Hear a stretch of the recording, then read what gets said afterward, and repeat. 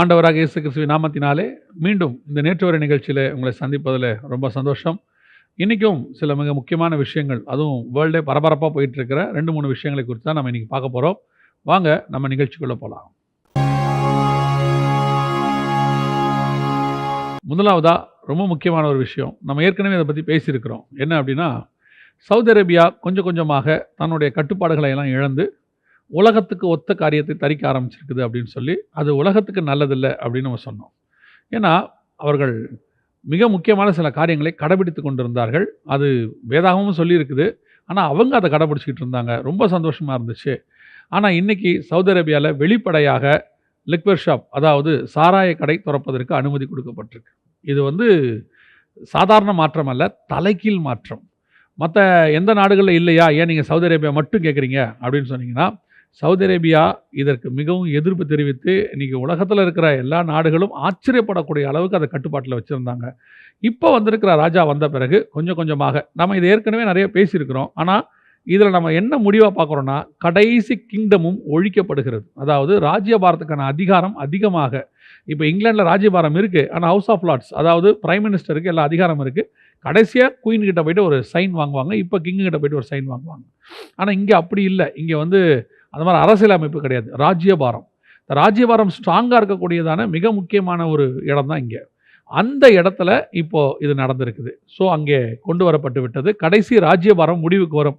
நம்ம கண்ணுக்கு முன்னாடி அங்கே புரட்சிகள் ஏற்பட்டு ஜனநாயகம் வெடித்தாலும் ஆச்சரியப்படுவதற்கு அல்ல.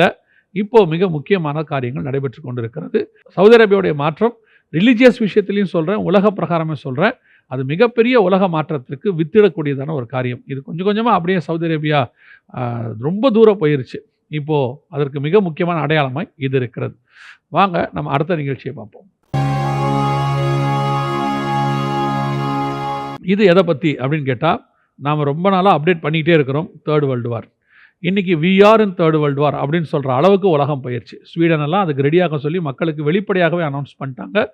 ஜெர்மனியெல்லாம் 4 நாட்கள் வேலை நாட்களாக மாற்றிக்கிட்டு இருக்கிறாங்க. ஏன்னா ஃப்யூச்சரில் இந்த வார் வந்துடுச்சுன்னா மொத்தம் ஒர்க் பண்ண முடியாது. ஏற்கனவே ஒர்க் ஃப்ரம் ஹோம் அப்படிங்கிறத நம்ம ப்ராக்டிஸ் பண்ணிகிட்டே இருக்கிறோம். இப்போ ஜெர்மனிலலாம் 4 நாட்களுக்கான ப்ராக்டிஸாக தொடங்க போகிறாங்க. இனி தேர்ட் வேர்ல்டு வார்க்கான எல்லா காரியங்களும் மிக வேகமாக நடக்குது. நமக்கு எசேக்கியேல் புஸ்தகத்தின்படி இந்த தேர்ட் வேர்ல்டு வாரில் யார் ஜாயின் ஆகணும் அப்படிங்கிறத நம்மளோட எக்ஸ்பெக்டேஷன். ஒரு நாடாக ஜாயின் ஆயிடுச்சு. அதாவது ஈரானில் ஆரம்பித்து அப்படியே பாலஸ்தீனத்திலேருந்து எல்லா சிரியாவிலேருந்து எல்லாம் ஜாயின் ஆயிடுச்சு. கடைசியாக வர வேண்டிய நாடு, நம்ம எதிர்பார்த்துக்கிட்டு இருக்கிற நாடு என்னென்னா ரஷ்யா. ஏன்னா பைபிள் படி எசேக்கியேல் 38:2 படி அவங்க வரணும் அப்படின்னு தான் பார்க்குறோம். இப்போ ரஷ்யாவுடைய எல்லைகளுக்குள்ள கிட்டத்தட்ட 1,00,000 ட்ரூப் ரஷ்யாவுடைய எல்லை பார்டரில் இந்த நேட்டோ நாடுகள் நிறுத்தியிருக்கு.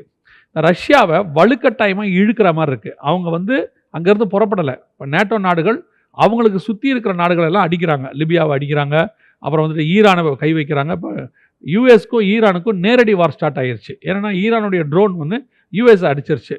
ஆனால் ஈரான் சொல்லுது, நாங்கள் அதை அடிக்கலை, அதுக்கு நாங்கள் காரணம் இல்லைன்னு. ஆனால் யூஎஸ் ஈரான் மேலே பழி போட்டு அவங்க தான் சொல்லி இப்போ அடிக்க ஆரம்பிச்சிருக்கு.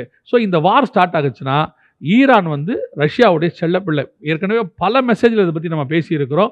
ஈரானை தொட்டால் ரஷ்யா வரும். ரஷ்ய அதிபர் புதின் ஏற்கனவே சொல்லியிருக்கிறார், ஈரானை தாக்கினால் ரஷ்யா அதற்கு பதிலடி கொடுக்கும் அப்படின்னு சொல்லி. ஏன் அப்படின்னு கேட்டிங்கன்னா, ஈரானில் இருக்கக்கூடிய எல்லா அணு உலைகளுமே ரஷ்யாவுடையது, ரஷ்யா பராமரிப்பில் இருக்கக்கூடியது. இந்தியாவில் கூட அப்படி ஒன்று இருக்குன்னு வச்சுக்கோங்களேன். ஸோ இப்போ ஈரானை தொட்டவொன்னே ரஷ்யா வரணும். ஆனால் இன்னும் ரஷ்யா பொறுமை காத்துக்கிட்டு இருக்குது. இப்போது பைபிள் எசேக்கியேல் 39:2 பார்த்தீங்கன்னா, உன்னை 6 துறடுகளால் இழுத்துக்கிட்டு வருவேன்றது. அதாவது நீ வரமாட்ட, ஆனால் உன்னை வர வைப்பேன்னு அர்த்தம். இப்போ ரஷ்யா வர வைக்கிற வேலையை உலகம் செஞ்சுக்கிட்டு இருக்குது. ரஷ்யாவுடைய பார்டரில் ட்ரூப்ஸை நிறுத்தி இருக்கிறாங்க. ஒரு பக்கம் நேட்டோ நாடுகள், இன்னொரு பக்கம் உக்ரைன் ரஷ்யாவை அடிக்கிறத நம்ம பார்க்குறோம். இன்னொரு பக்கம் நார்வே, ஸ்வீடன், இந்த ஸ்காண்டினேவியன் கண்ட்ரிஸ்ன்னு சொல்லுவாங்க, இவங்கெல்லாம் ரஷ்யாவுடைய எல்லைகளை மூடுறாங்க. கொஞ்சம் கொஞ்சமாக ரஷ்யாவை இவங்க யுத்தத்துக்குள்ளே தள்ளுறாங்க. ஏன் அப்படிங்கிறது இது பின்னாடி உள்ள பெரிய விஷயம். இப்போ அதை நம்ம பார்க்கல. ஆனால் அப்டேஷன் மட்டும் சொல்கிறேன், ரஷ்யா உள்ளே நுழைஞ்சிருச்சு. ரஷ்யா வார் ஸ்டார்ட் பண்ணிடுச்சுன்னா தேர்ட் வேர்ல்டு வார் வெளிப்படையாயிருச்சுன்னு அர்த்தம். ஆல்ரெடி நம்ம தேர்ட் வேர்ல்டு வார் தான் இருக்குமா. அதாவது உலக நாடுகள்லாம் சொல்லிட்டு இருக்கிறாங்க, வி ஆர் இன் வார். அதாவது ட்ரம்ப் சொல்கிறாரு, நம்ம ஒரு செகண்டில் நம்ம தேர்ட் வேர்ல்டு வார்க்குள்ளே வந்துட போகிறோம், அந்த இடத்துக்கு வந்திருக்கிறோம் அப்படின்னு சொல்கிறார். ஸோ இந்த தேர்ட் வேர்ல்டு வார் என்பது ஏதோ பேசுகிறதுக்கு நல்லா கூட இருக்கிற மாதிரி தெரியும், ஏதோ சாதாரணமாக யுத்தம் மாதிரி. ஆனால் இந்த உலகத்தினுடைய மொத்தத்தையும் மாற்றி அமைக்கக்கூடியது. மக்கள் தொகையிலிருந்து, கிளைமேட்லேருந்து, பொருளாதாரத்திலிருந்து அத்தனையும் நாசம் பண்ணக்கூடிய ஒரு ரீஷெட்யூல் பண்ணக்கூடியது. அதை தான் நம்ம நியூ வேர்ல்டு ஆர்டர்னு சொல்லுவோம். அதுக்குள்ளே கொண்டு போகுது. இப்போ அந்த இடத்துக்குள்ளே வந்துட்டோம். இந்த 24, 25க்குள்ளே இந்த வார் ஸ்டார்ட் ஆகிறதுக்கு நிறைய வாய்ப்பு இருக்குது. நம்ம இதோடைய அப்டேஷன்ஸை அடுத்து வரும்போது உங்ககிட்ட நாங்கள் சொல்கிறோம். மூன்றாவதாக மிக முக்கியமாக எலான் மாஸ்க். ரொம்ப நாளைக்கு அப்புறம் இவரை பற்றி நம்ம பார்க்குறோம். ஏற்கனவே இவரை பற்றி இந்த எலான் மாஸ்கை பற்றி நிறைய விஷயங்கள் சொல்லியிருக்கிறோம். இப்போ அவர் மிக முக்கியமான ஒரு பைபிளுக்கு அகேன்ஸ்டான விஷயம்னு வச்சுக்கோங்களேன். என்ன பண்ணியிருக்கிறார் அப்படின்னு கேட்டிங்கன்னா, மூளையில் சிப்பு பதிக்கிற திட்டம். இந்த மூளையில் சிப்பு பதிக்கிற திட்டம் ஏற்கனவே செஞ்சு கொஞ்சம் ஃபெயிலியர் ஆயிடுச்சு. அதுக்கப்புறம் இவர் என்ன பண்ணார்னா, வாலண்டியர்ஸாக இதுக்கு டெஸ்ட் பண்ணுறதுக்கு ஆட்களை கேட்டிருந்தார். அதை பற்றி நம்ம அப்டேட் பண்ணியிருந்தோம். ஏற்கனவே ஒரு மனுஷனுக்கு பன்றியுடைய இருதயத்தை வச்சாங்க. அது ஃபெயிலியர் ஆகி மனுஷன் இறந்துட்டார். இந்த மாதிரி நிறைய காரியங்களை நம்ம பார்த்துட்டே இருக்கிறோம். இப்போ இன்னொன்று, ஏன்னா இது ஒரு துணிகரமான காரியம். இன்னொன்று ஆண்டவர் ஒரு சில காரியங்களை செய்யும்போது அதை ஆண்டவர் சுகமாக்க நம்ம விட்டு கொடுத்துடணும். ஆல்டர்னேட்டான அதுக்கு காரியத்தை கொண்டு வரக்கூடாது. இப்போது மூளையை அந்த சிப்போடைய கண்ட்ரோலில் கொண்டு போய் அந்த சிப்பு அந்த நரம்பை என்ன செய்யும்னா செயல்பட வைக்கும். உதாரணமாக அவர் எங்கே பேரலைஸ்ன்னு நம்ம சொல்கிறோம் இல்லையா, இந்த மாதிரி கை கால் செயல்பட முடியாதவங்களுக்கு மூளையிலேருந்து கண்ட்ரோல் அதுக்கு போகாது, அந்த கைக்கோ காலுக்கோ போகாது. அதனால தான் அவங்கள அசைக்க முடியாமல் இருக்கிறது. நம்மளுடைய உடம்புல இருக்க அத்தனை அசைவுகளும் மூளையோடைய இன்ஸ்ட்ரக்ஷன்ஸ் படி தான் நடக்குது. ஸோ அப்படின்னு செய்ய முடியாத ஒரு இடத்துல இந்த மூளை அதை செய்ய வைக்கிறதுக்கான அந்த ஆல்டர்னேட் வேலையை சிப்பு செய்ய வைக்குது.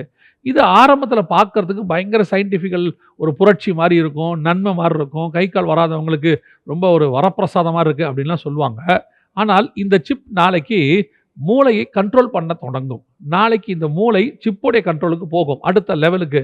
அப்போ மூளை கண்ட்ரோலுக்கு போயிடுச்சுன்னா மனுஷன் கண்ட்ரோலுக்கு போயிட்டான்னு அர்த்தம். நடக்குமா? அப்படிலாம் நடக்காது அப்படின்னு நீங்கள் சொல்லவே முடியாது. ஏன்னா ஒரு நாள் இந்த செல்ஃபோன் ஒரு லக்ஸூரியாக மனுஷனுக்கு உதவி செய்கிறதுக்காக வந்துச்சு, அதாவது வேலையை எளிதாக்க தான் வந்துச்சு. இன்னைக்கு இந்த செல்ஃபோன் மனுஷனை ஆள தொடங்கி இருக்கிறது. ரோபோட், ஏஐ டெக்னாலஜி ஒரு காலத்தில் மனுஷனுக்கு உதவி செய்வதாக வந்தது. இன்னைக்கு மனுஷ குலத்தையே அழிக்கக்கூடிய அளவுக்கு ஏஐ டெக்னாலஜி வளர்ந்துருக்குது. இப்போ நியூரோலிங்கும் அதுதான். மிக மோசமான இடத்துக்கு பூமி போகுது. அதாவது ஒரு மனுஷனை இன்னொரு மனுஷன் சிப்பில், இப்போ பாருங்கள், உங்கள் செல்ஃபோன் இருந்தாலே உங்களை எங்கே இருந்தாங்கன்னு கண்டுபிடிக்க முடியும், நீங்கள் என்ன பண்ணிக்கிட்டு இருந்தீங்கன்னு கண்டுபிடிக்க முடியும். சமீபத்தில் கூட ஒரு கேஸில் ஹைகோர்ட் சொல்லிச்சு, அவர் எங்கே இருந்தாருன்னு சொல்லி அவர் ஃபோனை வச்சு அந்த ட்ராக் பண்ணி கொடுங்கன்னு சொல்லிச்சு. ட்ராக் பண்ணி கொடுத்தாங்க, அதை வச்சு கண்டுபிடிச்சாங்க. அதாவது சில மாதங்களுக்கு முன்பாக அவர் எந்த இடத்துல இருந்தாருங்கிறத கண்டுபிடிக்கிறது. இப்போது அதே மாதிரி ஒரு செல்ஃபோனை வச்சு நம்ம கண்டுபிடிக்க முடியும்னா, மூளையில் சிப்பு வச்சாச்சுன்னா யோசித்து பாருங்கள், முழு மனுஷனையுமே என்ன திங்க் பண்ணுறான்ற வரைக்கும் நம்ம கண்டுபிடிக்க முடியும். வெரி டேஞ்சரஸ் மூவ் போயிட்டு இருக்குது. மனிதனை மனிதன் கண்ட்ரோல் பண்ணக்கூடாது, மனிதனை மனிதன் நேசிக்கணும். அதான் வேதம் சொல்லுது. இது அகைன்ஸ்ட் டு காட், இது against to God, against to Bible. இதை பற்றின அப்டேட்ஸ் வரும்போது உங்களுக்கு நாங்கள் சொல்கிறோம். கடைசியாக ஒரு காரியத்தை பார்க்க போகிறோம். வேதத்தில் கடைசி கால அடையாளங்களில் இவ்வளோத்தையும் பார்த்தோம் இல்லையா, அதில் ஆண்டவர் சொன்ன இன்னொரு அடையாளம் மத்திய 24 ஜனத்துக்கு விரோதமாய் ஜனம் அப்படின்னு சொன்னார். இப்போ நீங்கள் பார்த்தீங்கன்னு சொன்னால் உலகம் முழுக்க ஜனத்துக்கு விரோதமாய் ஜனம் ஏதோ ஒரு காரியத்தில் போயிட்டே இருக்குது. ப்ரொட்டஸ்ட் எல்லாம் போயிட்டு இருக்கு. இப்போ ஐரோப்பா முழுக்க ஒரு மிகப்பெரிய ப்ரொட்டஸ்ட் போகுது. என்ன அப்படின்னு கேட்டிங்கன்னா, இட்டாலியில் இருக்கிற ஃபார்மர்ஸாக இருக்கட்டும், அதாவது விவசாயிகளாக இருக்கட்டும், பாரிஸ் ஃப்ரான்ஸில் இருக்க விவசாயிகளாக இருக்கட்டும், இவங்க எல்லாருமே மிகப்பெரியதான ஒரு ப்ரொட்டஸ்ட் செய்ய ஆரம்பிச்சிருக்கிறாங்க. அதுலேயும் எந்த அளவுக்கு தெரியும் கேட்டிங்கன்னா, தங்களுடைய சாப்பாடெல்லாம் கொண்டு போய் ரோட்டில் கொட்டுறாங்க. கொட்டிட்டு சொல்கிறாங்க, மற்றவங்களுக்கு இந்த சாப்பாடு கிடைக்கக்கூடாது, அதாவது பணக்காரர்களுக்கு இது கிடைக்கக்கூடாதுன்னு சொல்லி சாப்பாட்டை கீழே கொட்டி அவங்களுக்கு உணவு கிடைக்க விடாமல் பண்ணுறாங்க. இது ஒரு வகையில் பஞ்சத்துக்கு லீட் பண்ண போகுது. ஸோ இது நடந்துக்கிட்டே இருக்குது. ஐரோப்பா முழுக்க இது பரவி கொண்டிருக்கிறது. அதே வேளையில் இன்னொரு ஜனத்துக்கு விரோதமாய் ஜனம், இது நம்ம ஏற்கனவே சில காரியங்களை உங்களோட ஷேர் பண்ணியிருக்கிறோம். அதனுடைய அப்டேஷன் கூட நீங்கள் வச்சுக்கலாம். என்னன்னு கேட்டிங்கன்னா, அமெரிக்காவுடைய வீழ்ச்சி. எந்த அளவுக்கு அமெரிக்காவோட வீழ்ச்சின்னு கேட்டிங்கன்னா, டெக்சாஸ் அந்த குறிப்பிட்டதான மாகாணம், அதாவது கவர்மெண்ட்டுக்கு அகைன்ஸ்டாக இருக்குது, ஜோ பைடனுக்கு அகைன்ஸ்டாக இருக்குது. அதனுடைய விளைவாக எங்கே அவங்க நம்மளை பிடிக்க வந்துடுவாங்களோன்னு ஒயிட் ஹவுஸை சுற்றி பாதுகாப்பு போடப்பட்டிருக்கிறது. அது மட்டும் இல்லாமல் டெக்சாஸை சுற்றி அவங்க பாதுகாப்பு போட்டிருக்காங்க. இது எங்கே போய் முடியும்னா சிவில் வார், அதாவது உள்நாட்டு போருக்குள்ளே அது கொண்டு வர போகக்கூடிய. அமெரிக்காவில் அது நடக்குது. ரொம்ப வருஷத்துக்கு அப்புறம் இப்படி ஒன்று நடக்குது, சிவில் வார் வருது. இது அமெரிக்காவை வீக் பண்ண போகுது. அதே நேரத்தில் அமெரிக்காவுடைய பொருளாதாரம் ஏற்கனவே 10வது இடத்துக்கு போயிருச்சு. அமெரிக்கன் மணி இன்னைக்கு வேர்ல்டில் 10th பிளேஸில் இருக்குது. ஒரு காலத்தில் ஃபஸ்ட்டில் இருந்துச்சு. அப்போவே நம்ம சொன்னோம் அமெரிக்க பொருளாதாரம் விழுந்து போகும் அப்படின்னு சொல்லி. ஏன்னா மாற்று காரியங்கள் வரணும். இதை அப்படியே நீங்கள் பார்த்தீங்கன்னு சொன்னால், சமீபத்தில் இந்த சிவில் வார் வரப்போகுதுன்னு பல விதத்தில் ஊடகத்தில் வழியாக சொல்லப்பட்டது. இன்னைக்கு அந்த சிவில் வார் ஸ்டார்ட் ஆகிற இடத்துல வருது.